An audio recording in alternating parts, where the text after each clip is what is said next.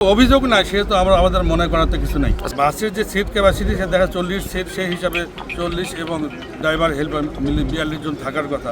আর যেহেতু ঈদ মৌসুম, হয়তো রাস্তার মাঝেও কম বেশি 2-1 জন টিকিট ছাড়া উঠতে পারে। এবং কতজন ছিল একজ্যাক্টলি এটা বলা যাবে না।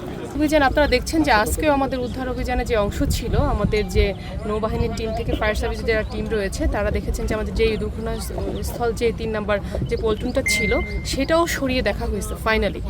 এর আগেও কিন্তু দেখা হয়েছে, কিন্তু যার পরে সন্দেহ যাতে কোনো না থাকে, কোনো যদি সন্দেহের অবকাশ না থাকে, এর জন্য ফাইনাল হিসেবে এটাও করা হয়েছে। এখন আমাদের ঊর্ধ্বতন কর্তৃপক্ষ রয়েছে, সবার সাথে কথা বলে পরবর্তী সিদ্ধান্ত নেওয়া হবে।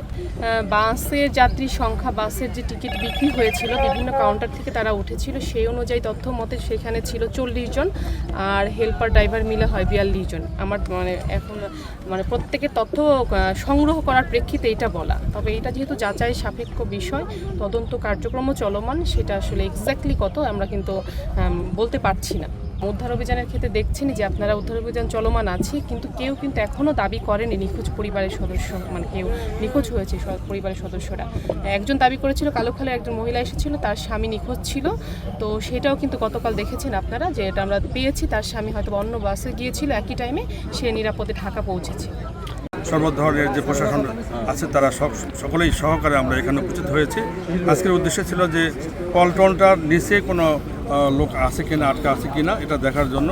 তো সকালে যখন আসা হলো তখন দেখা গেল যে নদীর অবস্থা খুবই খারাপ, আবহাওয়া খুবই বড়ি অবস্থা, পানির ঢেউ অনেক বেশি ছিল।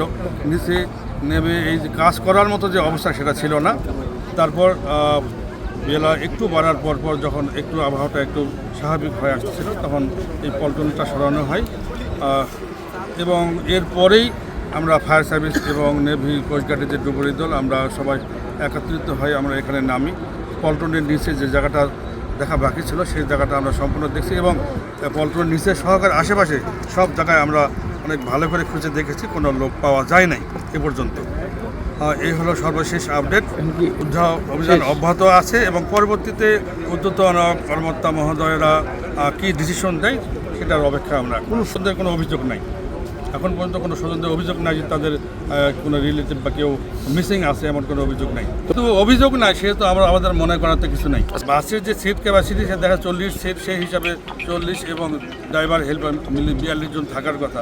আর যেহেতু ঈদ মৌসুম, হয়তো রাস্তার মাঝেও কম বেশি 2-1 জন টিকিট ছাড়া উঠতে পারে।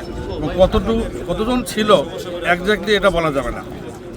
যেহেতু এখানে আসার পরেও কিছু লোক নেমে গেছে, আবার যখন দুর্ঘটনা ঘটে তখনও কিছু লোক সাঁতরে পার হয়ে চলে আসছে, সেখানে কতজন ছিল অ্যাকুরেট এটা বলা যাবে না।